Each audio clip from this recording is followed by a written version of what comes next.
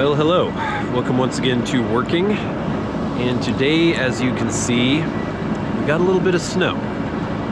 So we're still working on that giant foundation that we've been working on for quite a few weeks now. And like most of the country, we had a pretty bad cold snap. Not as bad as a lot of other people had in the country. I'm in the Pacific Northwest. It didn't get quite as cold, but it did get down to around 5 degrees Fahrenheit with like a wind chill of about -14. And so we didn't work last Friday. I'm recording this in mid-January. It's actually the 17th of January as I'm recording this. And last week we had the big cold snap. We couldn't work Friday because it was just crazy with the wind chill. Everything was iced over. Then it started warming up a little bit. We were able to get some work done. We have just a few little things that we need to do on this foundation to get it ready to pour so we can finally finish it up. But then as it got warmer here in the Pacific Northwest, we got slammed with some snow overnight. I was on my way to the job. I need to put in a bunch of hold downs. They're just these big anchors that go into the top of the wall. And then that would have been it. We'd be ready to pour after that. Obviously we can't pour when it's frozen and snowy. And as I was trying to drive there, I realized with as slick as everything is and all the snow on the ground, even if I could get to the job, which I probably can, I wouldn't be able to pull down the very steep, slick gravel driveway into the job. And even if I was able to do that, I probably wouldn't be able to get back out again and I'd be stranded there. So I decided to pull over into this parking area at this medical center and sort of assess the situation. It seems like I'm not going to be able to get to the job and finish it today or finish getting it set up. So I thought maybe I'd take this opportunity to answer some rather critical comments that I've gotten on some of my shorts on the channel. So let's do that.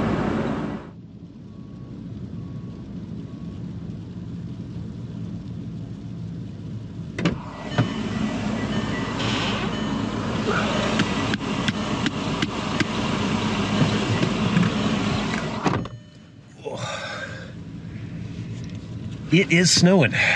It's a very wet snow. Okay, so if you guys have been following the channel, you will have seen a couple of the shorts that I try to post every once in a while. I do a full video every other week, and then occasionally, I haven't been doing as many lately, but occasionally I'll do a short on the off weeks. And I did one that I thought would get quite a few views, and it did, at least for this channel. And that was a excerpt from the Really Bad Day video, where basically we were pulling a concrete truck back to a garage slab and the truck just completely sunk into the driveway. And we ended up having to wheel all the concrete off of that truck, had to pour it all by wheelbarrow. And then it turned out that they hadn't put any of the accelerant in the concrete, and so we were there until the very late hours of the night and then had to come back the next morning to finish it. Just all in all, a really bad, really no good day.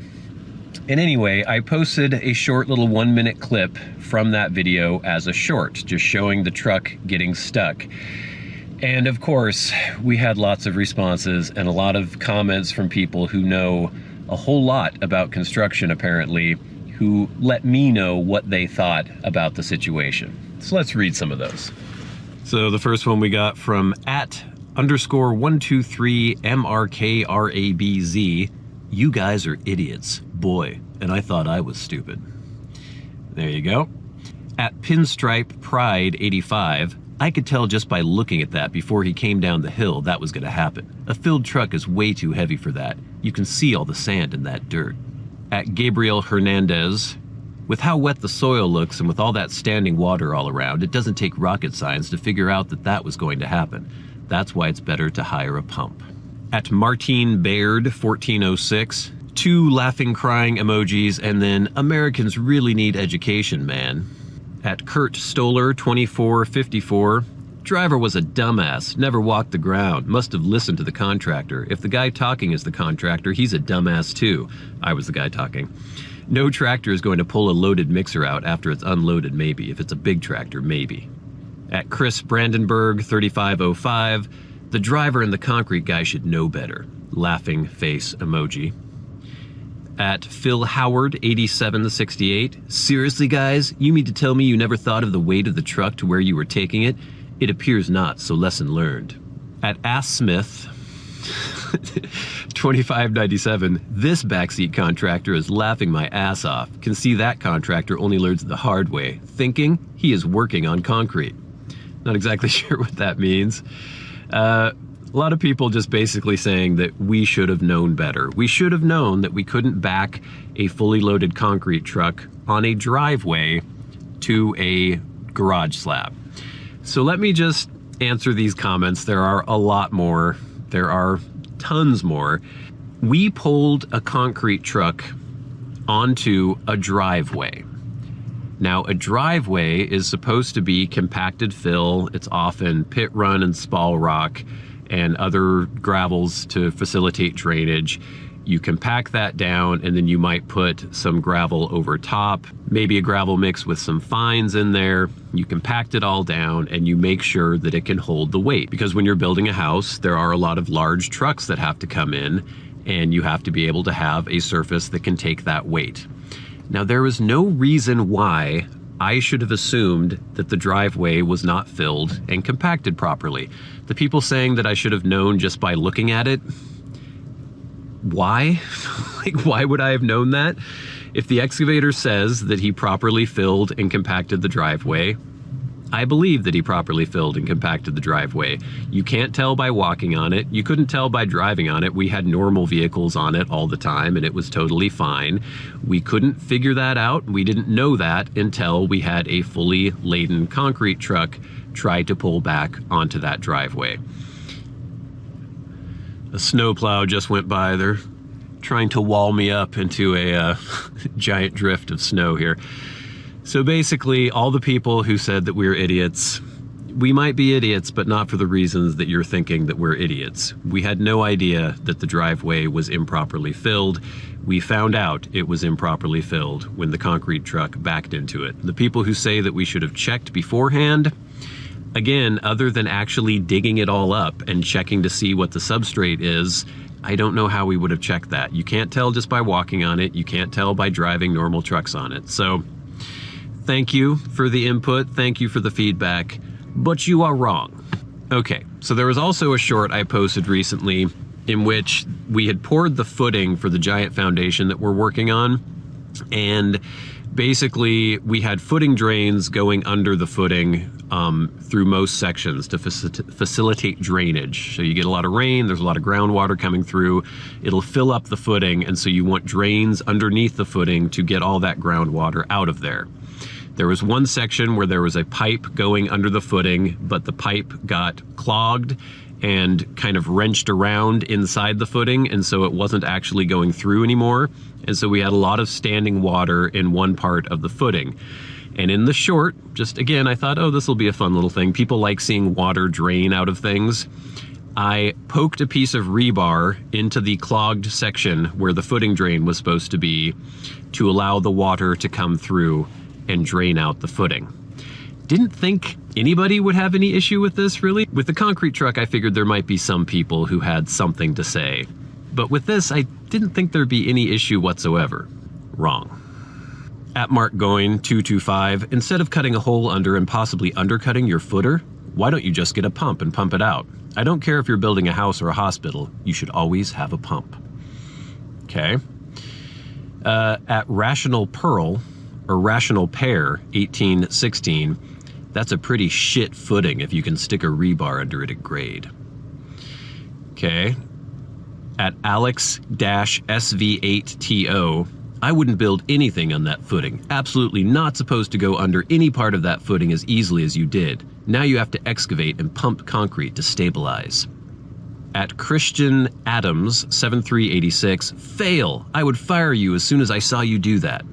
At Dustin Anderson, footing holds foundation on solid ground. Let's undermine it and create a water shortage passage and see how long the house stands. And at RJ Contra, holy crap, in New Mexico here where I'm from, we build anything, even a deck. That footing would never pass, never. Just saying, I guess your codes let you do that where you are at. So I was kind of perplexed by all these comments. You routinely put drains under footings to facilitate water draining out of the footing. And so all these people saying that you're undermining the footing and undermining the foundation didn't really make sense to me. I was trying to figure out where they were coming from. And basically in this situation, we had a footing that was over 16 inches thick. I can't even do this on camera. Like, very, very thick. Over 16 inches thick. We had number 5 rebar going through it. It's basically extremely overbuilt and extremely over-engineered. We have footing drains under it in a lot of different areas to facilitate draining. Those were all inspected. It's all fine. It all passed code. We have actual county inspectors come out and look at it. And so in this situation, we had a partial drain. It got clogged. And so I took a piece of rebar and jammed it under over and over to open up a hole about that big underneath a 16-inch deep footing. 16 inches by, I think it was over, well, I guess at that section it was 20 inches wide, I think, and managed to poke a little hole through to allow water to drain out. You don't want water sitting in your footing. You don't want water to be inside your house once the house is built, because groundwater is still going to be coming through there. And there is no world in which boring a little hole that big underneath a 16-inch footing that's reinforced with a massive amount of number 5 rebar, there's no world in which that undermines the footing and causes a problem. I'm not an engineer. I didn't go to school to be an engineer, but I have decades of experience doing concrete, and I have taken classes on materials science and just the relative strength of different materials, how rebar schedules, all the code books, all that stuff. I do know what I'm doing, and there's no world ever where I would think that that would be an issue. Maybe if I dug a hole that was, 3 feet wide and completely undermined the footing that way. But if you think about it, with a footing that thick, that wide, and that reinforced, a hole like this is not going to be an issue. But so many people were so adamant about it, and I found that really interesting. I guess I could see a world where if there's so much water intrusion, you could eventually erode enough under the footing that that would be an issue, but that's not an issue here. It was basically sandstone that I was poking through, hard clay and sandstone, and it's not as though the water that's going to drain out of there is going to carry out any more material. And then basically once the footing or once the foundation is poured and everything is backfilled, it's just not going to be an issue anymore. They're going to be footing drains outside on the perimeter.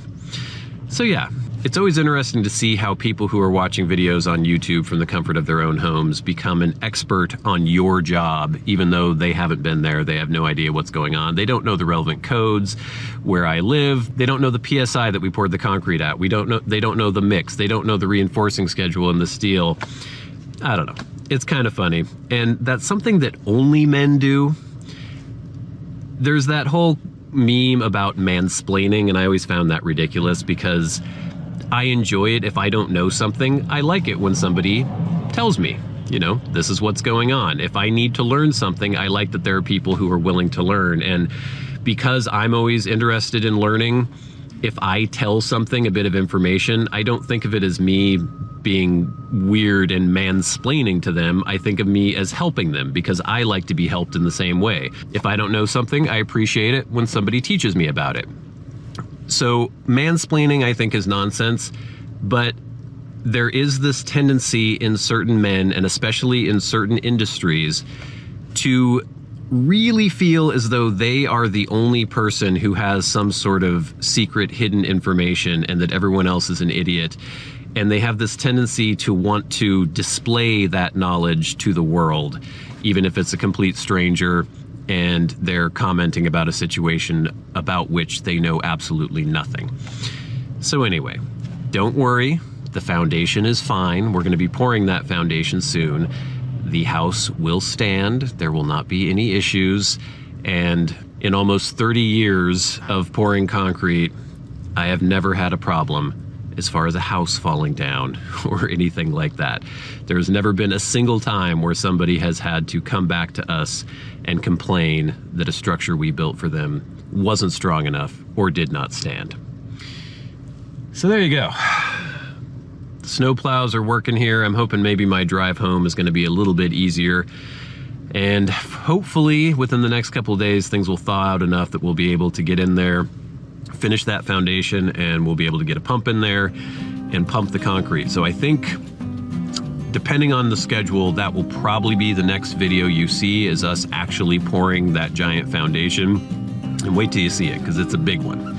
But until next time, I actually did plan ahead. Thanks so much for watching. And if you are just finishing a long, hard day of work yourself, have an ice cold bottle of chocolate milk for me. I'll see you later.